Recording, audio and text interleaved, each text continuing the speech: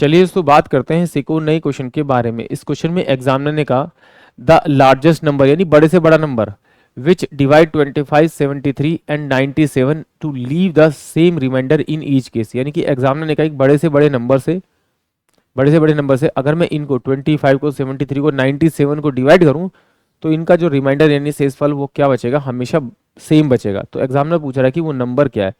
देखिए इसके दो तरीके, एक तो हम ऑप्शन की मदद से करते हैं और एक इसे डिटेल से सॉल्व करके करते हैं।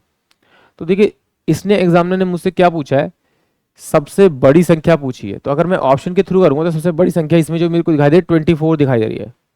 अब 24 से मैं इन सबको डिवाइड करूंगा और अगर मेरा सेम रिमाइंडर बचेगा तो मेरा वही आंसर होगा। अगर नहीं होगा तो फिर मैं 23 से डिवाइड करूंगा, यानी कि इन सब में से मुझे बड़ी संख्या चाहिए। जब मैं 24 से डिवाइड करता हूँ 24 से कम 24, तो यहाँ मेरे पास रिमाइंडर 1 बचा है।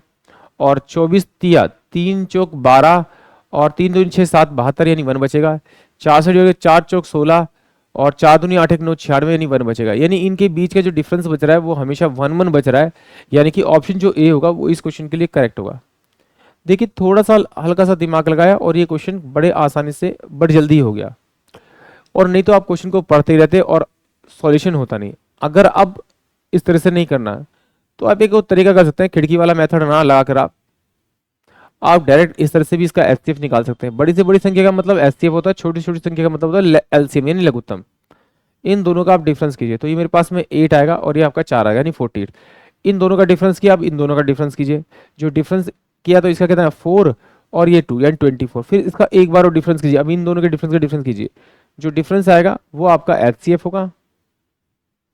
यानी कि ऑप्शन जो आपके पास में ए होगा वो इस क्वेश्चन के लिए करेक्ट होगा, क्योंकि आप इस नंबर से इनको डिवाइड करेंगे तो सेम रिमाइंडर मिलेगा। ये आई होप आप सभी को क्वेश्चन समझ में आया होगा।